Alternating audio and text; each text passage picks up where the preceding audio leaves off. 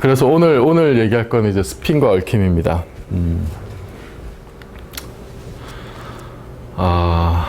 이런 말이 있어요. 아인슈타인의 양자역학이 옳다면 세상이 미쳐 돌아가는 것이라고 말했다. 이단 말이 뭘 것 같아요?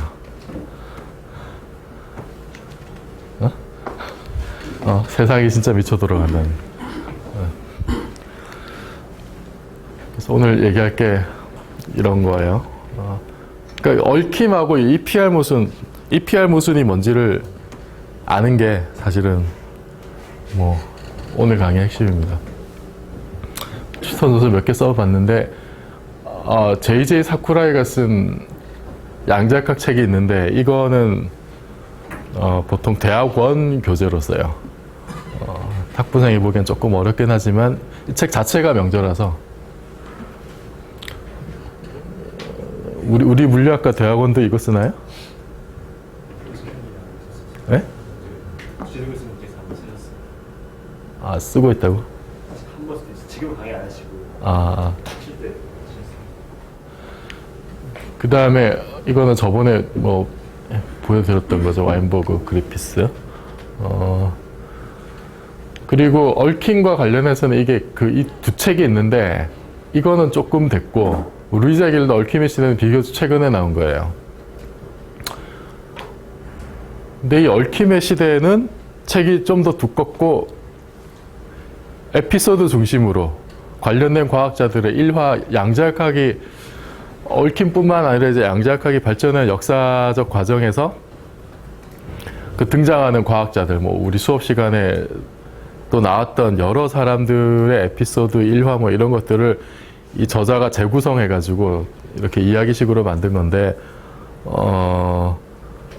제가 봤을 때는 그러니까 그냥 누가 만나서 이런저런 이야기하고 뭐 그런 에피소드나 이런 거를 보는 데는 좋은데 그 속에 있는 과학적인 내용들, 양자역학의 실제적인 어떤 의미나 이런 거를 파악하는 건 오히려 조금 어려울 수도 있어요, 이 책이. 그래서 그런 과학적인 내용을 더 알기 쉬운 거는 오히려 이 책이에요. 아미르 엑젤이 쓴 얽힘이라는. 이 책은 분량도 그렇게 루이자 길더 책에 비해서는 한 60%, 70% 정도밖에 안 되고 그 내용이 굉장히 이제 깔끔하게 정리가 잘 돼 있어서 일단 양자역학과 얽힘에 대한 물리적인 내용만 알려면은 이 책을 먼저 보는 게 좋고 그것과 관련된 이제 여러 사람들의 일화나 이런 것까지 보려면은 얽힘의 시대를 보는 게 이 순서를 그렇게 보는 게 아마 좋을 거예요. 그 다음에 이 조지 존슨 양자 컴퓨터 이것도 뭐 그냥 어렵지 않게 쉽게 볼만한 책입니다. 그래서 우선 스핀에 대해서 말씀을 드리면은 뭐 스핀하고 얽힘하고는 사실 그렇게 직접적인 관계가 있는 건 아닌데 보통 얽힘을 얘기할 때 스핀을 가지고 얘기를 많이 하니까 스핀 자체가 또 양자역학에서 되게 중요하고 1922년에 이제 이런 슈테른하고 게를라흐라는 사람이 그 실험을 했는데 슈테른이 21년인가 뭐 이렇게 자기 아이디어를 가지고 22년에 게를라흐하고 같이 뭐 실험을 한 게 있는데 이게 이제 어떤 실험이냐면은 자석 모양이 이제 이래요. 이상하게 생긴 N극, S극이 이렇게 뭔가 애매하게 생긴 이런 자석을 만들어 놓고 여기에다가 그 은 원자 빔을 이렇게 쏴요. 그러면은 이 은 원자 같은 경우에는 하여튼 원자가 있으면 핵이 있고 뭐 전자가 있고 이러죠. 그러면 이 물리적 성질은 그 최외곽 전자, 제일 바깥에 있는 전자의 물리적 성질에 의해서 이 전체 원자의 성질이 이제 결정이 되는데 이게 모양이 이제 이렇게 생긴 거는 이게 그 수직 방향, Z 방향으로 자기장이 이제 균질하지 않게 하기 위해서 일부러 이렇게 만든 거예요. 그럼 여기 N극이 보면 이렇게 뾰족하니까 이쪽 N에서 S로 나갈 때 이 N극 주변에 모여있는 그 자기력선이 더 촘촘하겠죠. 그냥 직관적으로 봤을 때. 그래서 여기 N극 주변이 자기장이 세요. 자기력선이 더 많이 모여있으니까. 그 일부러 이제 이렇게 만든 거예요. 비균일하게, Z 방향으로 이게 균일하지 않게. 근데 이렇게 은원자 빔을 쏘는데, 그러니까 아주 나이브하게 생각을 해보면은, 그럼 중성의 원자 안에 어쨌든 전자가 이렇게 돌잖아요? 양자각적으로는 이게 실제 원운동하고 이제 이런 개념은 아닌데, 그냥 고전적인 어떤 그 비율을 써서 전자가 이렇게 돈다고 일단 생각을 해봅시다. 그러면 전자가 돌면은 전류가 흐르는 거죠. 전기를 가진 애가 이렇게 움직인다는 거는 뭔가 전류가 흐른다는 거예요. 그럼 전류가 흐르면 자기장이 생기지, 주변에. 그죠? 맞아요? 암페어 법칙. 그러면 이 자기장 때문에 외부 자기장은 상호작용을 하죠. 그래서 뭐 중학생이 실험하는 것 중에 도선에 전류를 흘리면 주위에 나침반이 돌아가고 하는 게 이제 그런 거잖아. 그죠? 그럼 이제 이런 뭔가 그러면 이 원자 안에 전자가 돈다 이러면은 이게 뭔가 그 자기장의 효과를 주는 놈이 있는데 그걸 이제 자기 능률이라 그래. 이걸 아주 그러니까 전자 자체가 전자가 전기를 가진 애가 이렇게 뭔가 원자 안에서 이렇게 뭐 이렇게 존재하면은 그럼 얘가 뭔가 자기장과 비슷한 성질을 가지는데 그걸 자기 능률이라고 부르는데 이거를 또 아주 나이브하게 생각하면 그냥 막대 자석이 하나 있는 거라고 대충 생각하면 돼요. 대략. 그러면 이렇게 은원자 빔이 이렇게 쭉 지나가면은 이게 만약에 이제 그 N극에서 S극으로 가는 자기장이 이렇게 굉장히 균일하다 생각을 해봐요. 이렇게 이상하지가 않고 아주 균일한 자기장이 지나가는데 거기에 막대 자석 하나 넣었다. 조그만 거. 그러면 걔가 받는 힘이 없겠죠? 한쪽에서 미는 거 당기는 게 서로 같으니까. 그죠? 아닌가? 이 굉장히 자기력선이 균일한 자기력선 속에 막대잣을 그냥 딱 집어넣으면은 그러면은 이게 NS면 서로 당기는 힘이 똑같으니까 가만히 있을 거 아니야. 아니면 NNSS면은 서로 미는 게 같으니까 가만히 있을 거고. 그러니까 자기력선이 균일하면은 여기 이렇게 조그만 막대자석이 지나가도 별 받는 힘이 없어요.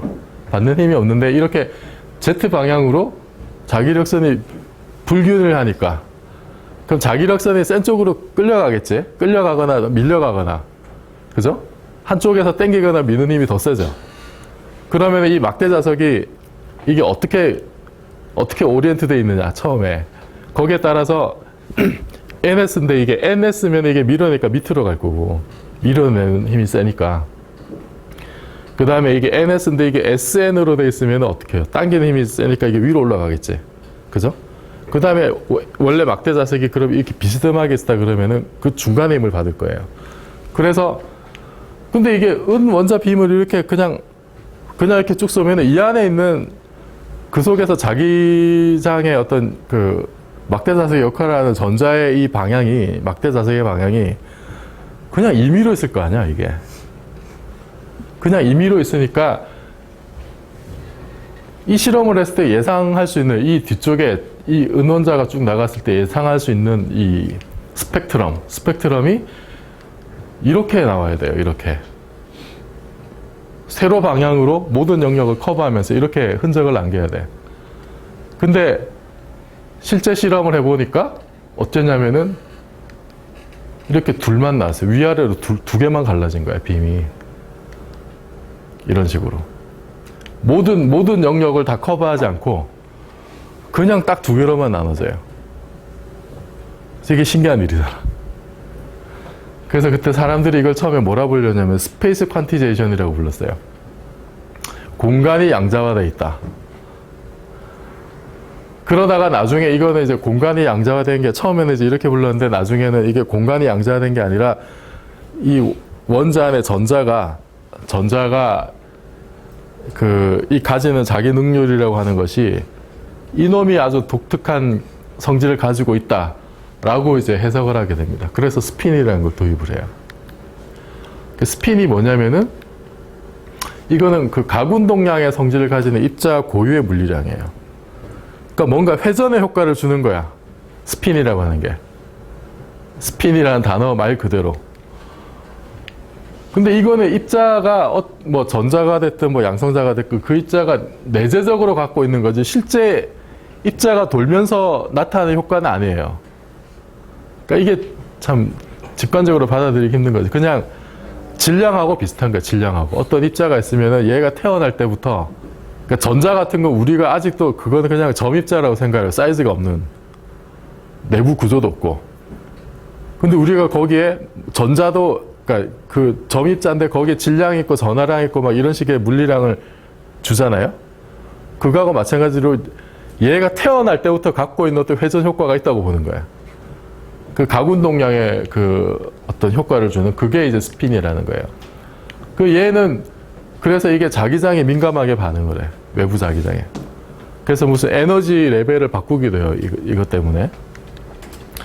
근데 이제 실제로 입자가 회전하지는 않고 방금 얘기했듯이. 그리고 전자의 스핀은 방향이 두 개밖에 없어요. 앞에 그 슈테른 게를라 시험이 딱 그거야. 그냥 둘로만 갈라지는 거예요. 이거는 그러니까 그 은 원자 내부의 원자핵이나 이런 것에 의한 스핀의 영향이 아니고 그 최외곽 전자의 스핀의 성질에 의해서만 결정이 되는데 이게 두 가닥으로 갈라졌다는 거는 전자의 스핀이 두 종류밖에 없다는 거. 업다운 Z 방향에 대해서.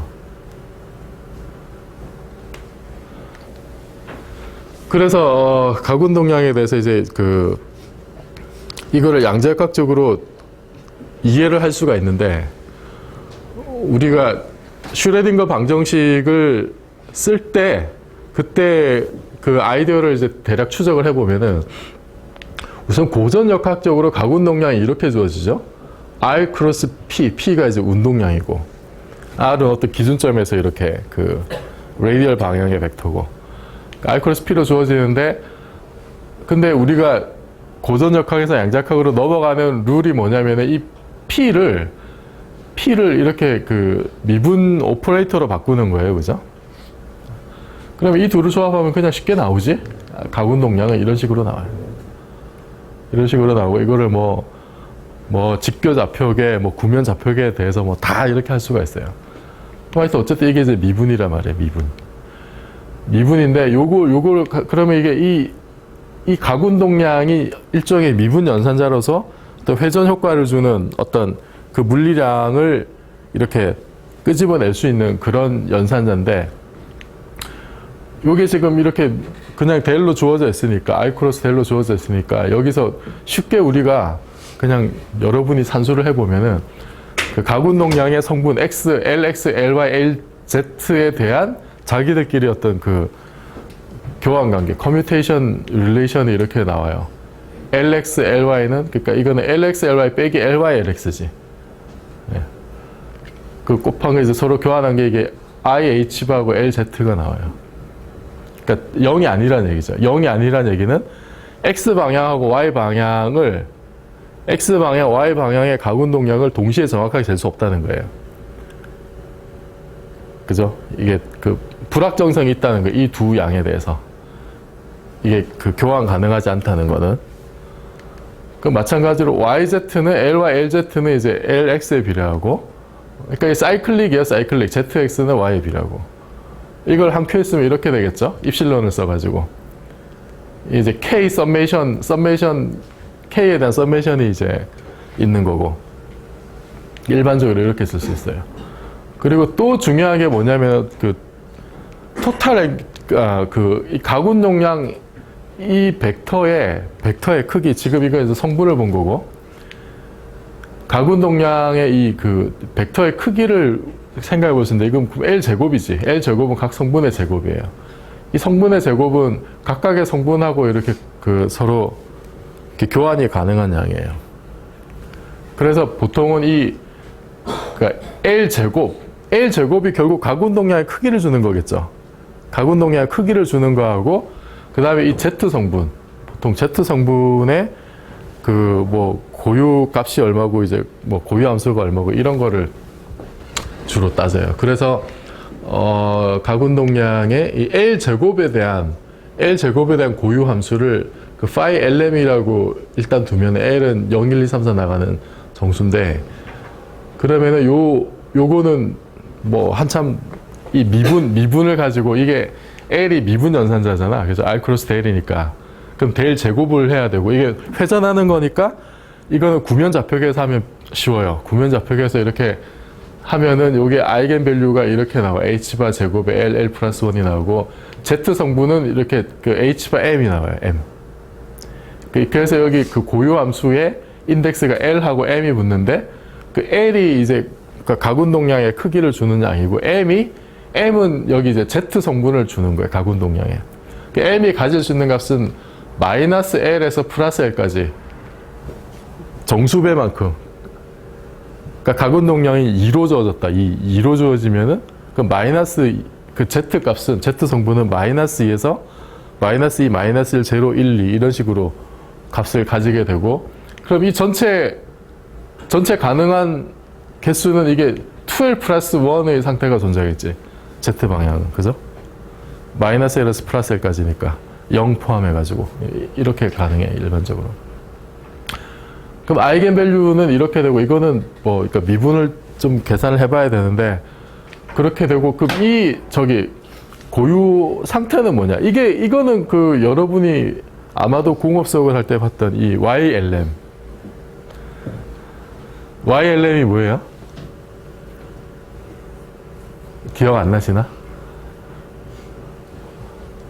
YLM이 뭐예요? 몰라요? YLM이 슈페리컬 하모닉스. 들어보셨나? 전혀 못 들어봤다. 슈페리컬 하모닉스. 전혀 못 들어보진 않았죠? 예? 예. 아마 들어봤을 거예요. 이 슈페리컬 하모닉스가 한마디로 얘기하면은 이 회전하는 시스템의 베이시스에 해당하는 거예요. 그러니까 예를 들면 사인, 코사인은 푸리어 전개할 때 베이시스잖아.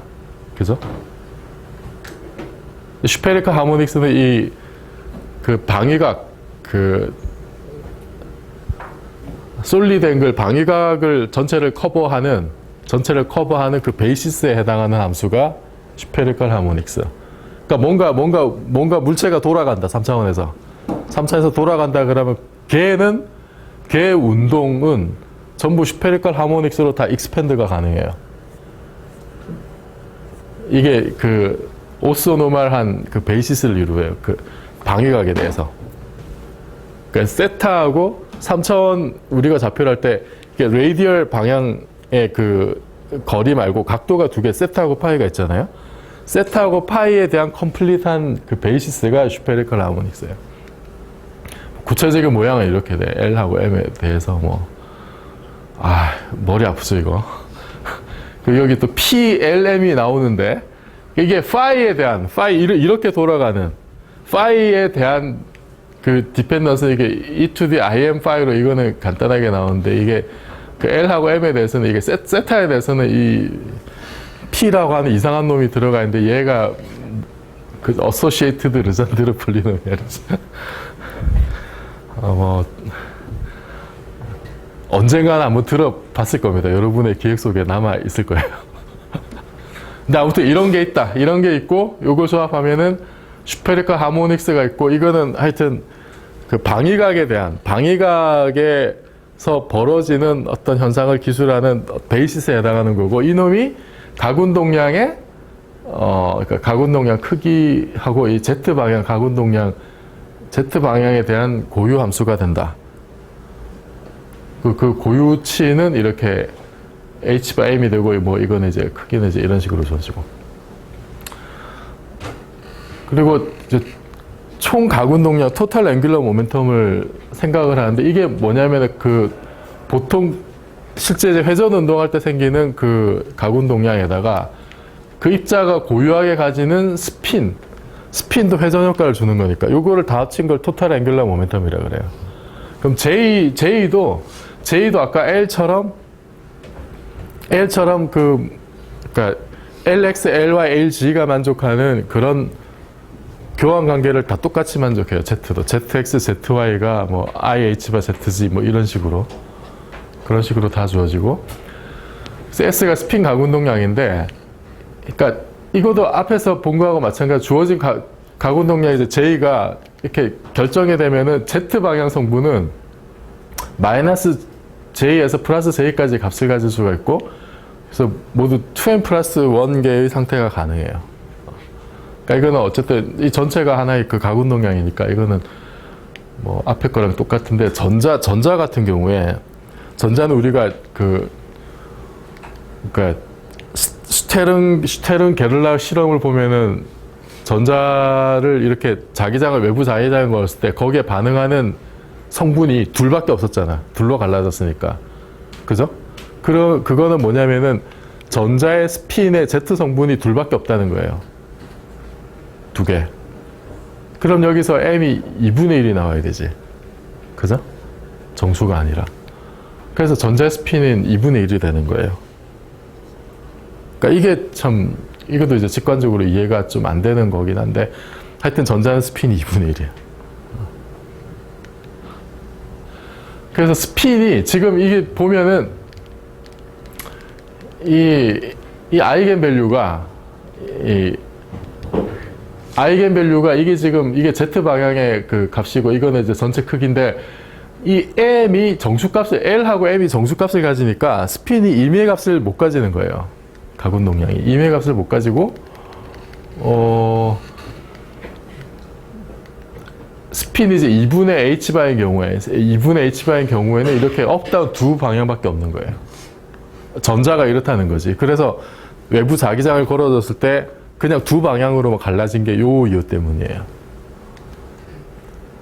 이렇게 되고, 그러니까 Z 방향의 성분이 플러스 2분의 1이든지 마이너스 2분의 1이든지 이 둘밖에 없다.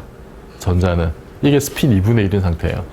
스핀이 1인 경우, H바 단위로 이제 1인 경우는, 그러면 이 Z 성분이 아까 어떻게 되냐면은 마이너스 A에서 J까지죠. 마이너스 1, 제로 플러스 1이 가능한 거예요. 여기서는 이제 이렇게 세 가지 상태가 가능한 거예요.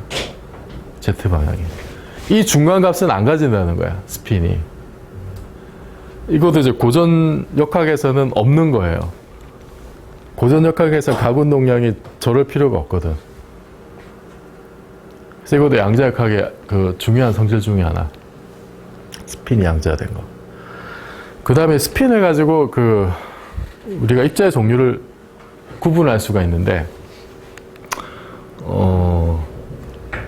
그러니까 이게 만약에 그 양자역학에서는 이게 전자가 이 우주에는 모든 전자는 다 똑같은 전자예요. 모든 전자는. 왜냐하면 그것의 물리적 성질을 결정하는 어떤 질량이나 아니면 그게 이제 양자적인 상태를 나타내는 어떤 양자수라고 하는 것들이 그것만 똑같으면은, 그러면 세상 모든 전자는 다 똑같아. 그러니까 그냥 이렇게 전자가 둘이 있으면 이게 1번 전자, 2번 전자가 구분이 안 되는 거예요.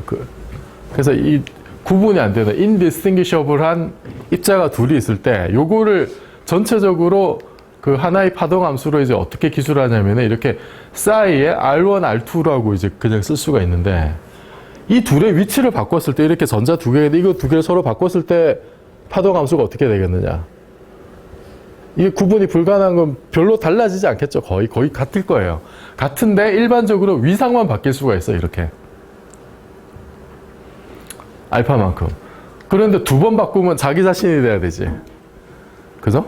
한 번 바꾸고 또 바꾸면 원래 파동 함수가 나와야 되잖아. 그러니까 한 번 위치를 바꿨을 때 그 위상에 해당하는 것이 플러스 마이너스 1 두 가지가 가능해요.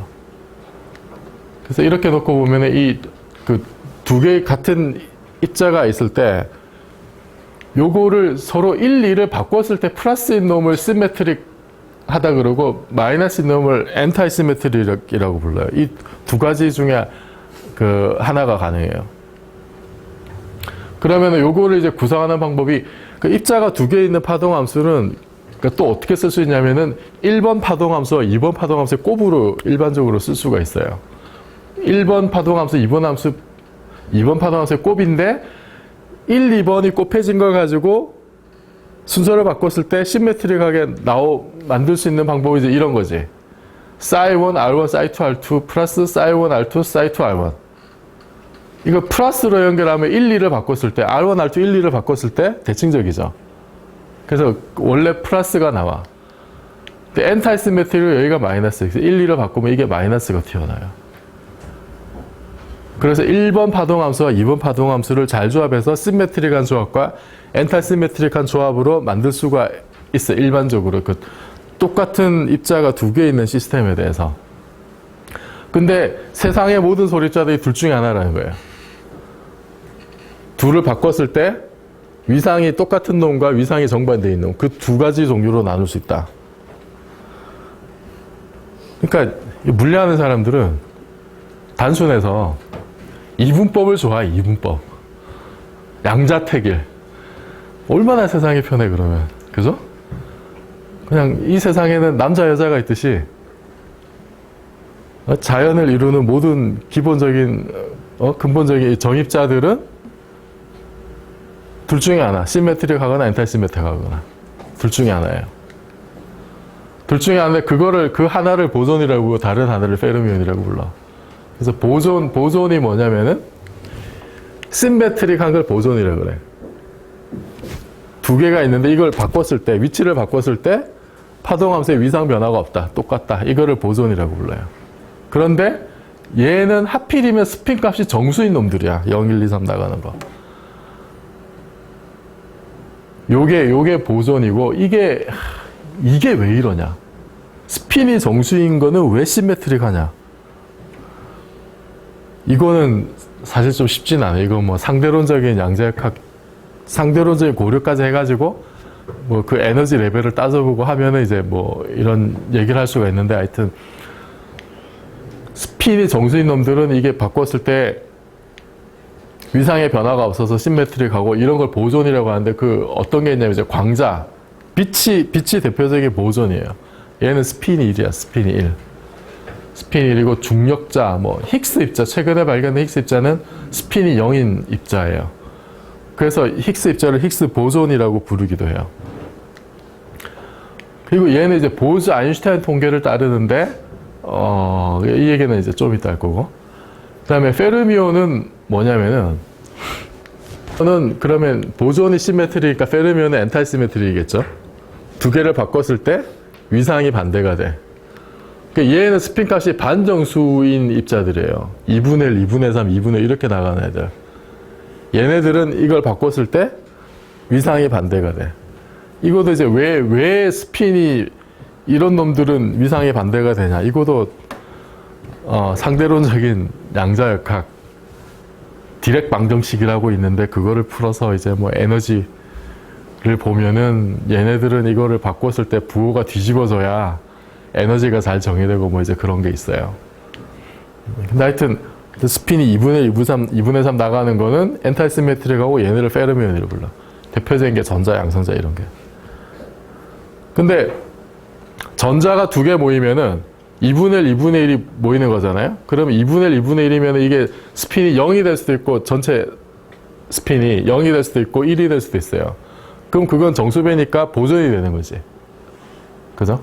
토탈 해서 보면은. 그래서 그런 일이 벌어지기도 하고 얘는 이제 페르미 디렉 통계라는 걸 따르는데 이제 이게 어떤 의미인지를 좀 이따가 보게 될 겁니다. 그래서 이 보존은 인도의 그 사첸드라 보즈의 이름을 딴 거예요. 보즈. 인도 아저씨인데 이제 이 아저씨가 캘커타 출생이에요. 그래서 24년에 그 자기가 이렇게 그 양자역학을 연구하다가 뭔가 이제 입자 종류 중에 이런 놈이 있더라 말이지. 그 위치를 바꿨는데 위상이 변화가 없는 시메트릭한 그런 놈이 그런 성질을 가진 입자들이 여러 개 모여 있을 때 그 평균적인 그 입자의 개수가 어떻게 되는지 이런 걸 연구한 게 있는데 그거 이제 양자 통계 방법으로 그 입자 개수 분포를 연구한 거예요. 이걸로 이제 플랑크 공식을 독자적으로 유도를 한 거야. 우리가 플랑크 공식 아는 거는 플랑크가 흑체 복사 설명하기 위해서 에너지가 h 누로 양자화되어 있고 그게 이제 n배로만 존재한다고 해서 적분을 썸메이션 바꿔가지고 유도를 했었죠. 그렇게 했는데 보즈는 그렇게 안 하고 이제 평균적으로 광자가 몇 개 있느냐, 스핀이 1인 광자가 평균적으로 존재할 수 있는 개수를 세 가지고 똑같은 공식을 유도를 해요. 이 결과를 이제 그 저널에 냅니다. 냈는데 리젝트를 먹어요. 리젝트를 먹고, 그래서 그 전에, 그러니까 이 아저씨가 인도에다가 그 무슨 독일의 학술지인가 논문인가 뭐 하여튼 이런 걸 번역을 하고 소개를 하는 일인데, 그러면서 아인슈타인하고 좀 약간 친분이 생겼어. 그러니까 자기 논문을 아인슈타인한테 보내. 그러니까 아인슈타인이 이거를 독일어로 번역해서 그래서 이거를 이제 여기 이제 출판을 합니다. 보즈 이름으로. 그러니까 좀 사악한 사람을 만나면은 이게 보즈 이름으로 나가는 게 아니라 아인슈타인 이름으로 나가게 되는 거거든요. 지금은 이렇게 논문을 쓰면 인터넷에 그 프리프린트로 올라가고 그럼 아카이브 넘버들이 다 붙어요. 그러면 누가 언제 무슨 일을 했는지가 이제 명확하게 남는 거잖아, 기록이. 근데 이게 인터넷이 보급되기 전에 옛날에 제가 석사 때 내지는 이제 제 앞선 선배들 경우는 이제 어떤 일이 있었냐면은, 저도 대학원생 때 논문을 쓰면은 그거를 이제 그 학술지에, 요즘은 이메일로 다 하거나 웹에서 서미션 하잖아요. 그런데 그때는 어떻게 했냐면 우편으로 보내, 원고를. 그럼 편집자가 이걸 봐요. 어떤 경우가 있냐면 편집자가 보고 야 이거 되게 좋은 아이디어다 그러면 그거 홀딩을 해놓고 편집자가 그 비슷한 논문을 써요. 그래서 자기가 크레딧을 가져가는 경우가 있어. 그 좀 양심이 찔리는 편집자 어떻게 하냐면은 그 저자한테 편지를 써가지고 뭐라 그러냐면, 아 내가 비슷할 때 나도 이거 비슷한 거 썼는데 우리 공동 저자로 내자, 뭐 그러는 경우도 있어요. 그럼 옛날에 알게 뭐야, 그지? 편집자 마음이잖아. 그래서 힘없는 사람이, 그러니까 이름이 전혀 알려지지 않은 사람이 뭔가 한순간 좋은 아이디어를 얻었는데, 근데 그거를 이제 편집자를 잘못 만나면 그런 불이익을 당하는 경우가 종종 있었어요. 아인슈타인은 이제 그런 비열한 짓은 안 했던 거지. 뭐 그럴 필요는 없었겠지, 그죠? 24년에 아인슈타인이면 이미 뭐 노벨상 받은 데다가, 그죠? 그러니까 아인슈타인이 그 저번에 상대성 이론 얘기할 때도 나왔지만은 그 슈바르츠 실트의 경우도 슈바르츠 실트 솔루션을 자기가 슈바르츠 실트의 이름으로 대신 이렇게 출판해 주기도 하고. 그래서 나중에 아인슈타인이 이제 이거를 보즈의 연구 결과를 다시 이제 자기가 그 보충 연구를 해가지고 그 결과를 정리해서 그게 이제 보즈 아인슈타인 통계라고 이제 부르는 거예요. 그러니까 스핀이 1인 입자가 스핀이 정수인 입자들을 보존이라고 하는데, 보존인 입자들이 여러 개 있을 때 걔네들이 그 어떻게 분포를 하냐, 거기에 대한 통계 이론이 보즈 아인슈타인 통계라고 불러요. 보즈는 노벨상을 받지는 못했어요. 그 다음에 페르미온의 그 어원은 이 엘리코 페르미, 이탈리아 출신의 이 아저씨는 그 38년 노벨상을 받았는데, 페르미에서 유래한 게 페르미온이에요. 로마 출신이고, 이 아저씨는 페르미 디렉 통계를 발견한, 그러니까 페르미온 스핀이 2분의 1, 2분의 3 이런 입자들이 여러 개 있을 때 이게 어떻게 분포하느냐, 거기에 대한 통계 이론이 페르미 디렉 분포라고 불러요. 이 아저씨 제일 중요한 업적이, 그러니까 노벨상을 받은 이유가 이거예요. 방사성 원소비 열중성자 핵 반응에 의한 공로로. 이제 제일 유명한 게 뭐냐면은 이거는, 그러니까 요것도 이제 스토리가 있는데, 이때가 그 무솔리니가 맞을 거예요. 이제 그 파시즘 정권이 들어서가지고 인종차별법 이런 걸 이제 만듭니다. 그래서 그 순혈 이탈리안이 아니면은 뭐 이렇게 그 제재를 가하는 뭐 이제 이런 법이 만들어져요.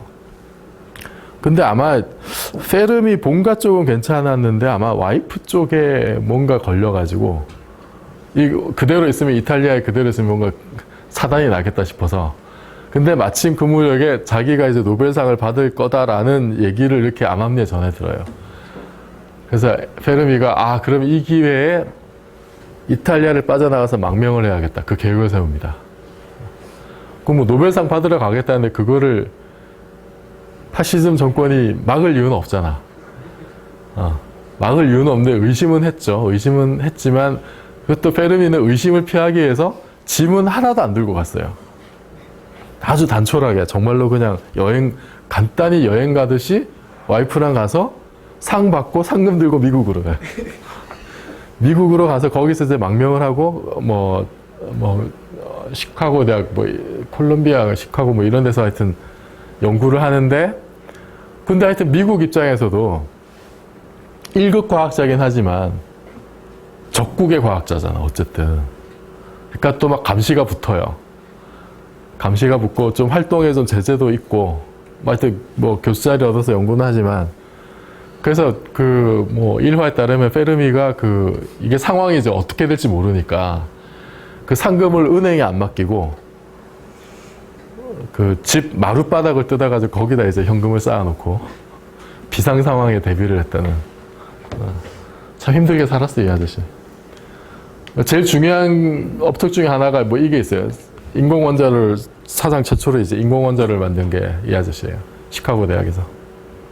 그러니까 스스로 자발적으로 핵분열을 계속하는, 한번 이렇게 그러니까 우라늄 가지고 지금 우리가 아는 그 원자로의 그거를 처음으로 이렇게 만든 사람이에요. 중성자가 자발적으로 이게 연쇄 반응이 일어날 중성자가 이렇게 한 두 개 이상은 나와야 되잖아. 그거를 실험적으로 그걸 이제 구현을 했어요. 그래서 인류 최초로 자발적으로 연쇄 핵 반응을 통해서 에너지를 얻는 그 원자로를 처음 만든. 결국 나중에 죽을 때는 이제 암으로 죽었는데, 맨하튼 프로젝트에도 참가했고, 그래서 저번에도 얘기를 했지만 또 유명한 일화가 그 트리니티에서 폭탄 터졌을 때 남들은 다 죽을까봐 엎드리고 있는데 혼자 일어나가지고 종이 조각 샥 날려서 후폭풍이 종이 조각 날리는 거 보고 TNT 만 톤의 위력이구나. 그 암산으로 계산을 했던. 페르미 이름이 붙은 게 되게 많아요. 페르미라는 이름을 빼면 현대 물리가 설명이 안 될 정도예요. 그러니까 물론 이제 페르미 이름부터 연구소나 위성 이런 것도 있지만은 물리 용어 중에 페르미 상수, 페르미 가스, 페르미 에너지 페르미를 빼면은 특히 이제 고체 물리나 이런 쪽에서는 페르미를 빼고서는 현대 물리 교과서를 쓸 수 없을 정도예요. 갈릴레오 이후에 이탈리아에서 가장 위대한 물리학자, 그리고 20세기 물리학자 중에 이론과 실험을 동시에 모두 잘했던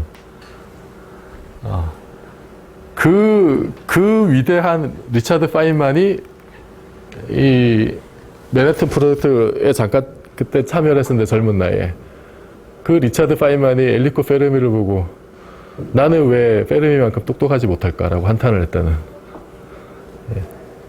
그 정도로 대단한 사람이고, 하여튼 이 사람의 이름을 딴 이름이 페르미온이에요. 그리고 이제 페르미온은 특히 이제 파울리의 베타 원리를 따르는데, 베타 원리가 이게 익스클루전 프린시플입니다. 옛날에 이거를 이제 이 베타를 알파 베타의 베타라고 해가지고 이거를 그냥 이렇게 베타 원리 이런 식으로 쓰는 사람들도 있는데, 이건 익스클루전이란 말이에요. 이게 이제 볼프강 파울리고, 이 아저씨가 하여튼 노벨상 받고 하여튼 좋은 일도 많이 했는데, 이 1900년생이잖아요. 1900년생이고 파울리의 절친이 누구냐면 하이젠베르크였어요. 하이젠베르크는 1901년생, 연년생 차이라서 거의 진짜 절친으로 지냈었는데, 똑똑하기로 치면은 파울리가 훨씬 더 똑똑했어요. 하이젠베르크보다. 물어보면 모르는 게 없는, 정말로 천재적인, 구글신보다 더 똑똑한 당시에. 그런데 파울리도 중요한 여러 가지 일들 많이 했지만은 하이젠베르크나 아인슈타인처럼 이렇게 뭐 자기가 완전히 이런 체계를 하나 만들거나 뭐 슈레딩거나 디렉처럼 뭐 위대한 방정식을 만들거나 이제 그런 일을 못했어요. 그런 일을 못한 이유 중에 하나가 사람들이 뭐라 그러냐면은 너무 아는 게 많아서 그래서 진짜 창의적인 일을 못했다고 하는 게 중평입니다. 너무 많은 게 아니라 이것저것 따질 게 많잖아. 그죠? 자기가 아는 틀 속에서. 근데 하이젠베르크는 자기가 그 행렬 역학 만들 때 24살 때 그냥 다 때려치우고 그 원자에서 나오는 그 에너지 스펙트럼 그거만 설명하기 위해서 이제 수학적인 조작을 했고 그게 행렬인지 아닌지도 몰랐고 자기는 그러니까 기존의 틀에서 벗어날 수 있는 어떤 자유로움이 말하자면 좀 무식했기 때문에 굉장히 불어하게 많이 알았으면 오히려 창조적인 일을 하는데 방해가 됐을지도 몰라요. 그래서 그러니까 뭐 이렇게 여러 개 많이 아는 게 꼭 좋은 건 아니라는 거지. 쓸데없이 많이 할 필요가 없다는 거예요. 그 주위에 그런 사람이 있으면 너무 그렇게 부러워하지 마세요. 그래서 이 파울리 베타울리가 뭐냐면 이 엔타이시메트릭한 페르미온의 경우에 이 같은 곳에 입자가 두 개 있으면 어떻게 되냐. 같은 곳에 입자가 두 개 있으면은 아니면 이게 같은 어떤 에너지 상태, 같은 양자 상태 두 개가 있으면은 서로 바뀌어도 똑같으니까 원래 거랑 마이너스 붙은 거랑 같아야 되니까 이게 파동 함수가 0이 되는 거예요. 그러니까 같은 양자 상태에 둘 이상의 페르미온은 존재할 수 없다라는 거지. 그죠? 똑같은 양자 상태 둘 이상의 페르미온 존재. 이게 베타원리예요. 그러니까 같이 있으려고 하면 예를 들어서 전자가 스핀 업 이건 똑같은 양자 상태잖아. 그러니까 이건 서로 그러니까 배척을 한다는 거예요. 배척을 하고 스핀이 다른 놈끼리 이렇게 들러붙을 수 있다는 거지. 그래서 이게 이제 그 말하자면 이게 그 전자 압력이라고 그래, 전자 압력. 같은 상태에 있지 못하게 이렇게 밀어내는 압력이 생겨요.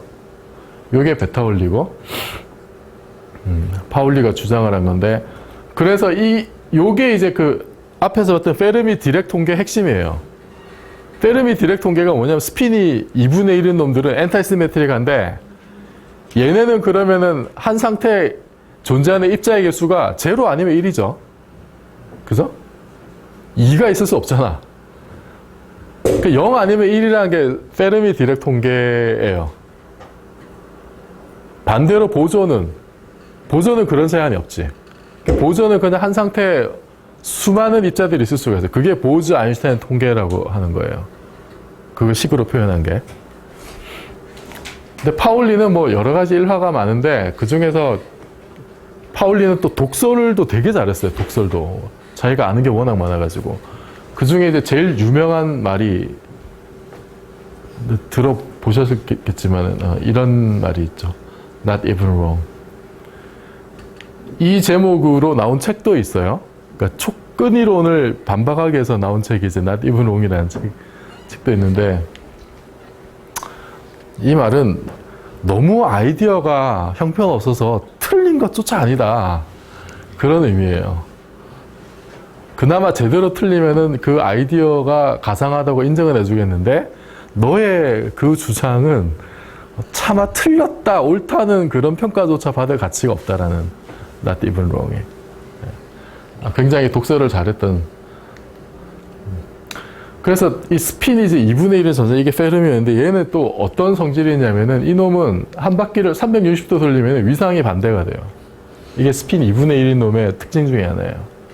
이건 고전적으로 이제 이해가 안 되는 거지. 한 바퀴를 돌았는데 위상이 뒤집어지니까. 두 바퀴를 돌려야 자기 그게 나와요. 원래 위상으로. 이걸 이제 시각적으로 보여주는 방법 중에 하나가 이제 메비우스 띠에다가 띠를 그냥 이렇게 그대로 이어서 고리를 만든 거는 화살표를 그려보면은 한 바퀴 돌아도 똑같죠? 근데 이거를 메비우스 띠를 만들면 이렇게 되잖아. 그럼 한 바퀴 돌아오면 이게 방향이 뒤집어지죠. 그 스핀이 이제 그런 상태라는 거예요. 비유적으로 말하면. 이런 이상한 성질들이 있고. 보존은 아까 말씀드렸듯이 보즈-아인슈타인 통계를 따르는데 얘는 페르미온의 베타 원리 이런 제한 조건이 없어. 그래서 하나의 상태에 여러 입자가 뭉쳐 있을 수가 있어요. 그래서 온도가 높을 때 예를 들어서 이게 이제 에너지 레벨이라 그러면은 온도가 높을 때는 이렇게 입자들이 여러 에너지 레벨에 있을 수가 있는데 이걸 온도를 확 낮춰버리면은 그러면은 이 굉장히 온도를 낮췄을 때 이 모든 입자들이 가장 낮은 에너지 상태로 확 그냥 엉겨 붙는 거야. 이게 가능해. 페르미온에 이게 안 된다 그랬죠. 하나의 상태 둘 이상의 입자가 들어갈 수가 없어요. 근데 보존은 그런 제한 조건이 없어. 시메트릭하니까. 서로 입자의 순서를 바꿔도 파동함수 변화가 없으니까 한 상태로 그냥 모든 입자가 다 엉겨 붙는 게 가능해요. 그러면은 이게 마치 하나의 입자처럼 행동을 해. 그래서 이거를 그러니까 슈퍼 애톰이라고도 불러요. 이게 이제 신기한 현상이지. 그래서 이게 이제 온도가 낮아지면 드브로이 파장이 길어지는데 그 입자에 이게 운동량이 줄어드니까 운동량이 줄어들면 그 물질파가 있잖아요. 물질파의 파장이 어떻게 돼요? 람다가 P분의 H바였죠. P분의 H바인데 P가 작아지니까 온도가 떨어지면 운동량이 줄어들 거 아니에요. P가 작아지니까 드브로이 파장이 길어지고 그게 입자들 사이 간격보다도 더 커지면 그 전체를 그냥 하나의 어떤 입자로 그냥 간주를 할 수 있다는 거지. 그래서 그러니까 높은 온도에서는 이렇게 여러 개의 입자가 있던 것이 온도가 확 내려가면은 절대 온도 가까이 내려가면 이게 그냥 이렇게 하나의 슈퍼애톰처럼 행동을 한다는 거예요. 그래서 이 현상을 보이는 게 이제 여러분이 들어보셨을 슈퍼플루이드. 이건 헬륨을 어느 온도 이하로 낮추면은 얘가 이제 이상한 행동을 보이는 거죠. 점성이 없어지는. 초유체의 정의는 이거예요. 내부 마찰이 없다는 거. 그래서 이 용기에 이렇게 담으면 이거 뭐 동영상 같은 거 여러분 검색해 보면은 뭐 BBC 고화질 다 나와요. 그 한번 보시면 이게 용기에 담아두면 이게 벽면을 타고 흘러내려. 그래서 이게 그러니까 힐륨4인데 이거는 이게 핵자가 4개 있는 거니까 4개면은 그러니까 양성자, 중성자는 스핀이 다 2분의 1인데 이게 4개가 모이면 보존이 될 수가 있잖아. 그래서 2분의 1이 4개면 보존이 정수가 될 수 있죠. 그러면 이게 보존이고 온도를 낮추면 이게 보즈-아인슈타인 응축을 해가지고 한 상태로 이렇게 몰려서 초유체를 만드는데 여기 이제 이렇게 밑으로 중력이 작용을 하면은 중력이 그러니까 액체를 이렇게 끌어당기면은 이 용기에 담겨 있는 애가 이 벽면을 타고 벽면을 타고 흘러내려서 이렇게 그냥 물이 뚝뚝뚝 흐르는 거예요. 이렇게 이 사진이 점성이 없어서 이런 신기한 일이 벌어지는 요게 그 보즈-아인슈타인 응축의 예 중에 한데 이건 이제 액체 상태에서 벌어지는 일이고 요 비슷한 현상이 뭐냐면 초전도 현상이에요. 초전도가 뭔지는 아시죠? 온도를 확 낮추면은 전기 저항이 없어진다. 그래서 초전도 케이블 루프를 만들어서 그 안에 전기를 한번 돌리면은 배터리 없어도 무한히 돌죠, 전류가. 그 도는 수명을 누가 계산을 했는데 뭐 10에 뭐 30 몇 승인가? 뭐 하여튼 우주의 나이보다 훨씬 더 길어요. 이거는 이제 요 초전도 현상을 설명하는 양자 이론이 뭐냐면 BCS 이론이라고 있어요. 바딘-쿠퍼-슈리퍼 이론.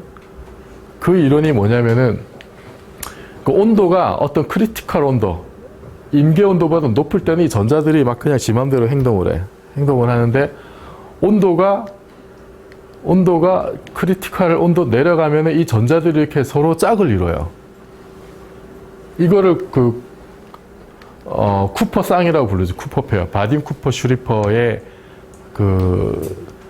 셋 중에 한 명이 쿠퍼가 처음 제안했던 그 사람에 따라서 쿠퍼 쌍이라고 부르는데 이 전자가 정기적인 반발력을 이기고 둘이 들러붙어서 하나의 입자처럼 행동을 하는 거예요. 이게 이제 왜 가능하냐면은 이게 고체 내부에는 플러스 전기를 가진 애들이 격자처럼 이렇게 붙박이로 있잖아요. 근데 전자가 하나 지나가면은 그 전자기 힘 때문에 격자들이 이렇게 가운데로 한번 쏠리겠죠. 쏠리면은 그 다음 지나가는 전자는 훨씬 더 수월하게 지나가. 그러면 마치 처음 지나간 전자하고 그 다음 전자가 한 몸처럼 행동하는 걸로 보여요. 그럼 얘네들은 전자가 두 개가 있으려면 얘네가 페르미온이니까 하나가 스핀 업이면 하나는 스핀 다운이 돼야 돼요. 그래야 이게 하나로 움직일 수가 있어. 스핀 업 다운 놈이 붙어가지고 그 이제 보존처럼 행세를 하는 거예요. 얘네가 쿠퍼쌍이. 전자 하나는 페르미온인데 전자 둘이 엉겨 붙어서 보존의 역할을 하고 걔네가 온도가 내려가면서 마치 하나의 입자처럼 그냥 행동을 하는 거야. 그래서 이 전체 시스템이 마치 초유체처럼 되는 거예요. 한쪽 방향의 위상만 가지고 그래서 아무런 저항 없이 그냥 마치 초유체가 내부 점성이 없듯이 그런 식으로 돌아가는 게 그게 초전도체고 그게 이제 BCS 이론이에요.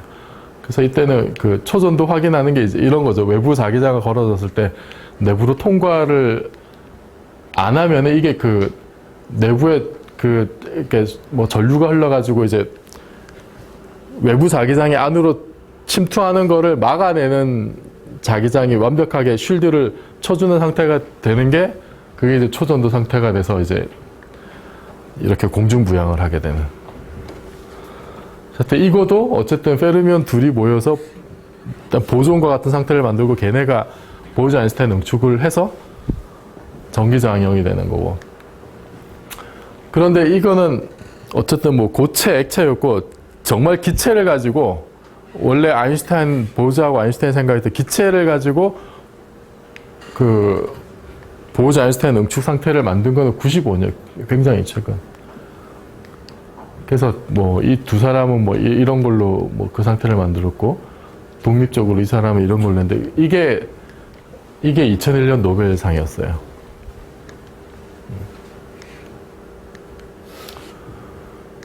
그래서 보이즈 아인슈타인 상태를 실제로 그러니까 기체 상태에서 만들었다는 거죠. 초유체나 이런 거는 굉장히 뭐 옛날에 뭐 한참 비교적 초기에 알려져 있던 거고, 그 초전도도 BCS가 나온 게 50년 되니까. 그런데 기체를 가지고 이거 한 거 굉장히 최근이죠. 그러니까 여전히 이제 그러니까 이런 우리가 보통 아는 물질의 상태하고는 전혀 다른 페이즈가 있다는 거지. 보존에 대해서는. 굉장히 신기한 일들이 많이 벌어지는 것입니다. 그리고 스핀 나온 김에 하나를 또 얘기하자면 이제 슈퍼스 배터리가 있어요. 초대칭. 초대칭은 뭐냐면은 보존하고 스핀이 정수인 거하고 스핀이 반정수인 거하고 이 사이에 대칭성이 있다는 거예요. 그래서 모든 보존에는 페르미온 짝이 있고 모든 슈퍼 파트너라고 불러요. 모든 페르미온에는 보존 짝이 있다. 이게 슈퍼시메트리예요. 초대칭. 근데 이 슈퍼시메트리를 보통 우리는 이제 줄여서 수지라고 불러, 수지. 실제 발음이 수지예요. 인터내셔널한 발음이. 줄여서 수지라고 부르는데, 그럼 우리 자연에 정말로 초대칭이 존재하느냐, 초대칭성이 있느냐. 만약에 초대칭성이 있으면은, 그러면은 전자하고 모든 물리적 성질이 똑같은데 질량도 같고 전기량도 같고 그런데 스핀만 제로인 놈이 있어야 돼. 또 다른 얘가 광자가 포톤인데 얘가 스핀이 1이라 그랬잖아요. 그럼 광자하고 모든 성질이 똑같은데 얘랑 스핀이 2분의 1만큼 차이 나는 2분의 1인 그 슈퍼 파트너가 있어야 돼요. 근데 이런 거 본 적이 없거든. 본 적이 없어요. 지금 뭐 가속기에서 열심히 몇 년 동안 뒤져봤는데 없어. 없으니까 하여튼 사람들이 어쨌든 이걸 이제 어떻게 생각하냐면은 그러니까 우리 우주에는 초대칭성이 어떻게든 뭔가 깨져 있다고 보는 거예요. 깨져서 질량이 초대칭성이 완벽하면 질량도 똑같아야 되는데 무슨 이유에서인지 모르겠지만 초대칭성이 깨져가지고 슈퍼 파트너들은 아주 질량이 무거워서 아직 관측이 안 된 거다라고 생각을 해요. 그래서 꽤 무거울 거다라고 생각을 하고 어느 정도 무겁겠지 하고 가속기를 돌렸는데 계속 안 나오는 거야. 계속 안 나와서 지금은 초대층과 관련된 뭐 모델들이 여러 개 많은데 아주 단순하고 쉽고 아름다운 것들은 다 날아갔어요, 지금. 다 날아가고 정말로 이상한 영역들만 좀 남아있는데 그래서 굉장히 사실은 사람들이 비관적이야. 정말로 초대층이 있을까 없을까. 아직은 결과를 두고 봐야겠지만 지금 가속기가 새로 이제 가동이 되고 하면은 좀 더 명확한 결과를 알 수 있을 건데 지금까지는 어쨌든 굉장히 좀 비관적인. 근데 만약에 초대층이 있으면은 우리 우주에 숨겨진 어떤 절반 이상을 보게 되는 정말로 획기적인 발견이 될 겁니다. 그래서 10분 쉬었다가 이제 본격적으로 얽힘에 대해서 얘기를 해보겠습니다.